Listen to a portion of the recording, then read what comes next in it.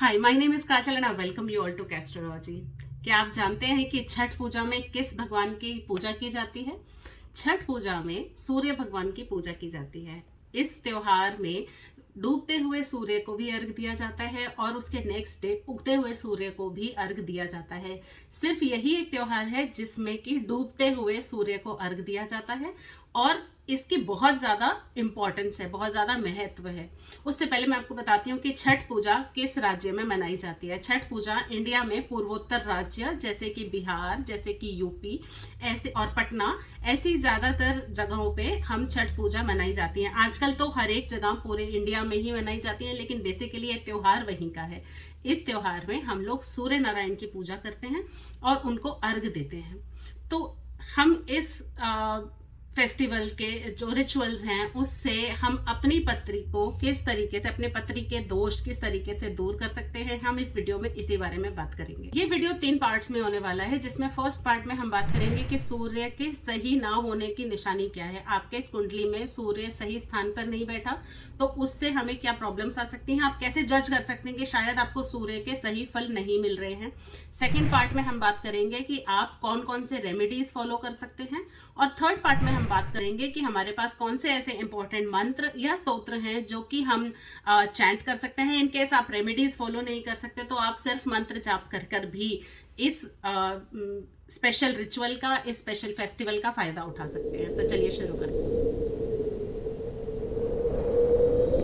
सूर्य के खराब होने की निशानी, आपके पत्री में सूर्य सही प्रभाव नहीं दे रहा है, वो पाप ग्रह से युक्त है, पाप ग्रह से दृष्ट है, सही खाने में नहीं बैठा, जिसे हम हाउस ऑफ द हॉरोस्कोप बोलते हैं, वो सही हाउस में नहीं बैठा।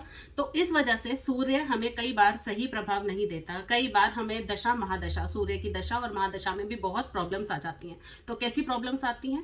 नंबर 1, आपका कोई भी सरकारी काम फंसा हुआ है, मतलब आप किसी ना किसी जो भी गवर्नमेंट से रिलेटेड आपका काम होता है वो डिले हो जाता है या वो होता ही नहीं है। सेकेंड इंपॉर्टेंट पॉइंट, आपकी बॉस से नहीं बनती। आपकी जॉब में आप कितनी मर्जी जॉब चेंज कर लें, आपको कभी भी एक हेल्पफुल बॉस नहीं मिलता। आपको बॉस हमेशा या तो हेल्प नहीं करेगा या आपको पसंद नहीं करेगा या आपके उसके साथ हमेशा डिफरेंसेस रहेंगे ही रहेंगे। तो ये सेकेंड इंपॉर्टेंट पॉइंट है। थर्ड इंपॉर्टेंट पॉइंट, आपको घर में भी आपके फादर से नहीं बनती है। आपके फादर के साथ भी आपके डिफरेंसेस ऑफ ओपिनियन रहते हैं, आपकी आए दिन उनसे आर्ग्यूमेंट्स होते रहते हैं। ये एक इंपॉर्टेंट पॉइंट है।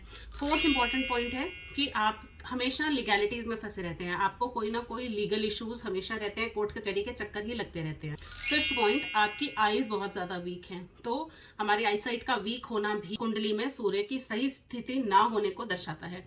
अगर आप एग्जाम्स में बार बार फेल हो जाते हैं, स्पेशली कॉम्पिटिटिव एग्जाम्स में जो कि गवर्नमेंट से रिलेटेड, गवर्नमेंट जॉब से रिलेटेड एग्जाम्स हैं, अगर आप उसमें लगातार फेल होते जा रहे हैं तो भी आपके कुंडली में सूर्य की स्थिति सही नहीं है। इसके अलावा अगर आपको most of the times failures मिलते हैं, मोस्ट ऑफ द टाइम्स आपके काम नहीं बनते हैं, आप बॉसी नेचर के हैं या फिर आप बहुत ज़्यादा, लोग आपको एरोगेंट समझते हैं, आप हैं नहीं लेकिन आपकी इमेज उस इस तरीके की है कि लोग आपको एरोगेंट समझते हैं, आप उनको डिफिकल्ट टू अप्रोच लगते हैं, मतलब आप वो बहुत इजीली आपको अप्रोच नहीं कर पाते। तो ये एक इम्पॉर्टेंट, एक बहुत बड़ा रीज़न है कि आपकी कुंडली में शायद सूर्य सही रिजल्ट्स नहीं दे रहा है। सबसे इम्पॉर्टेंट पॉइंट ये मैं स्पेशली लेडीज़ के लिए बता रही हूँ कि अगर सूर्य आपकी कुंडली में सही नहीं है तो आपको पीसीओडी और पीसीओएस से रिलेटेड प्रॉब्लम्स हो सकती हैं। तो और इस चीज़ को हम बहुत अर्ली डिटेक्ट भी कर लेते हैं हॉरोस्कोप एनालाइज करने से। हॉरोस्कोप एनालाइज करने के बाद हम लोग ये पता लगा सकते हैं कि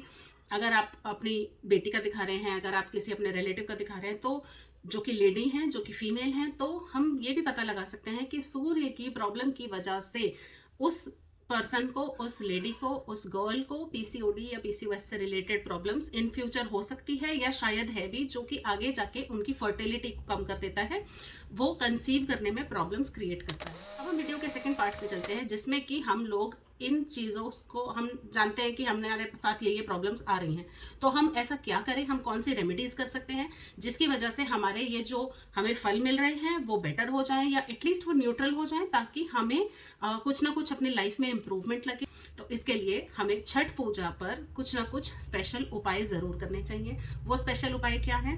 नंबर 1, आपको तांबे का कोई भी सिक्का ले लेना है जिसमें कि छेद हो, या फिर तांबे का कोई भी चौकोर टुकड़ा जो कि स्क्वायर एक पीस होता है। तो आपको कॉपर का ये वाला कॉइन या सिक्का लेके बहते हुए पानी में प्रवाहित करना है छठ पूजा वाले दिन, which is on 30th of अक्टूबर। उसके साथ ही आपको सूर्य को अर्घ भी देना है। सूर्य को अर्घ देना है आपको तांबे के लोटे से। तांबे के लोटे से आप अर्घ जब देंगे तो आप उस लोटे में पहले तो थोड़ी सी रोली या कुमकुम डाल लीजिए, उसके साथ आप डालिए थोड़े से अक्षत, गुड़, लाल फूल, और उस पूरे लोटे को फिर आप जल से भर लीजिए। इस वाले जल से ही आपको सूर्य भगवान को अर्घ देना चाहिए। ये अर्घ आप डूबते हुए सूर्य को भी देंगे और उसके बाद अगले दिन उगते हुए सूर्य को भी अर्घ देना है। एग्जैक्टली यही सब चीजें जिसमें कि लाल फूल, कुमकुम या रोली, अक्षत चावल, गुड़, इन सब चीजों को डाल के आपको सूर्य भगवान को अर्घ देना है। सेकेंड इंपॉर्टेंट पॉइंट कि आप दान कीजिए।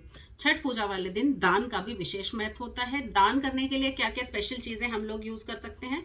सबसे पहले तो आप दीजिए गरम कंबल, गरम वस्त्र, आप दीजिए कच्ची खिचड़ी, घी, गेहूं और दाल चावल। तो ये सब चीजें अगर आप दान करते हैं, कोई पूजा पाठ नहीं कर रहे हैं, कोई अर्घ नहीं दे रहे हैं, दें तो बहुत अच्छी बात है। अगर नहीं दे पा रहे हैं तो आप दान भी अगर करते हैं आज के दिन तो इसका बहुत ज्यादा महत्व होता है और इसके बहुत अच्छे रिजल्ट्स आपको देखने के लिए मिलेंगे। थर्ड इंपॉर्टेंट पॉइंट है कि आप सूर्य यंत्र की पूजा कीजिए।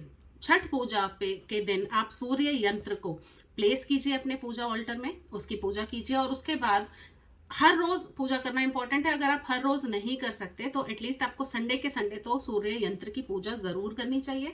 इसको करने से आपके कॉन्फिडेंस में, आपकी इम्यूनिटी में भी बहुत ज्यादा बढ़ोतरी होती है, आपका सोशल स्टेटस बढ़ता है। आपको सूर्य यंत्र मार्केट में मिल जाएगा। अगर आपको सूर्य यंत्र मार्केट में नहीं मिल रहा है तो आप मुझे कॉमेंट में लिख के बता सकते हैं, मैं आपको बता दूंगी कि सूर्य यंत्र आप कैसे बना सकते हैं और फिर उसकी पूजा कैसे कर सकते हैं। नेक्स्ट रेमेडी है कि आप उस दिन ब्रह्म मुहूर्त में जाग जाइए। छठ पूजा वाले दिन आप ब्रह्म मुहूर्त में जाग जाइए। आप सूर्य यंत्र के सामने मंत्रोच्चारण कीजिए, आप मंत्रों का जाप कीजिए जिसमें ओम घृणी सूर्याय नमः एक मेन इंपॉर्टेंट मंत्र है। सेकेंड इंपॉर्टेंट मंत्र है ओम भास्कराय नमः, आप इसकी भी माला कर सकते हैं। तो आपको छठ पूजा वाले दिन स्पेशली 3 माला करनी है और उसके बाद डेली आप एक एक माला कर सकते हैं। तो ये 2 इंपॉर्टेंट मंत्रास हैं जो कि आपको छठ पूजा वाले दिन से स्टार्ट करना है और फिर उसके बाद डेली आपको करने ही करने हैं। अब हम थर्ड इंपॉर्टेंट पार्ट की बात करते हैं जिसमें कि हम बात करेंगे हम कौन से मंत्र का जाप कर सकते हैं, हम कौन से स्तोत्र का जाप कर सकते हैं और हम किस चीज का भोग लगाएं। तो अगर हम मंत्रों की बात करें तो फर्स्ट इंपॉर्टेंट पॉइंट है कि आपको ओम घृणी सूर्याय नमः इस मंत्र का पाठ करना चाहिए। सेकेंड इंपॉर्टेंट जो मंत्र है वो है ओम भास्कराय नमः। इसके अलावा आप आदित्य हृदय स्तोत्र का भी पाठ कर सकते हैं। आदित्य हृदय स्तोत्र सूर्य का ही स्तोत्र है, बहुत छोटा है, आपको इंटरनेट पे इजीली मिल जाएगा। इस वीडियो के डिस्क्रिप्शन में भी आदित्य हृदय स्तोत्र के सब पूरा का पूरा आपको स्तोत्र मिल जाएगा, आप उसका पाठ कर सकते हैं। नेक्स्ट इंपॉर्टेंट जो मंत्र है वो है हमारा सूर्य गायत्री मंत्र। सूर्य गायत्री मंत्र है ओम आदित्याय विद्महे दिवाकराय धीमहि तन्नो सूर्य प्रचोदयात्। इस सूर्य गायत्री मंत्र का भी बहुत अच्छा प्रभाव है। अगर आप ये 11 टाइम्स भी करते हैं तो इसका आपको बहुत ज्यादा अच्छे रिजल्ट्स देखने के लिए मिलेंगे। आपका सोशल स्टेटस बढ़ जाएगा, तो आपके रिलेशंस इससे बहुत बेटर हो जाते हैं, चाहे वो आपके कॉम्पिटिटर्स हों, आपके फादर हों, आपके बॉस हों, आपके फ्रेंड्स हों या सोसाइटी में स्टेटस हो। इन्हीं सब चीजों में आपको इम्प्रूवमेंट दिखाई देगी। अब हम बात करते हैं कि हम प्रसाद क्या लगाएं। सूर्य भगवान को प्रसाद में गुड़ का भोग लगाया जाता है। तो अगर हम छठ पूजा के दिन उनकी पूजा कर रहे हैं तो हम उनको भोग में गुड़ लगा सकते हैं, गुड़ का भोग लगा सकते हैं। सेकंड, आप गुड़ से बनी हुई चावलों की खीर का भी भोग सूर्य नारायण भगवान को लगा सकते हैं। तो इस चीज से आपकी पूजा पूरी मानी जाएगी। इस प्रसाद को आप खाइए, आप अपने परिवार में बांट दीजिए और आप सब मिल बांट के खाइए। तो इन सब अगर रेमेडीज को आप फॉलो करते हैं तो आई एम श्योर कि आपको बहुत ज्यादा फायदा होगा, आपको बहुत अच्छे रिजल्ट्स मिलेंगे। मैं मिलूंगी आपसे अपने अगले वीडियो में, तब तक आप इन रेमेडीज को जरूर फॉलो कीजिएगा और मुझे कॉमेंट करके जरूर बताइए कि आपको ये वीडियो और ये रेमेडीज कैसी लगी, आपको क्या फर्क पड़ा।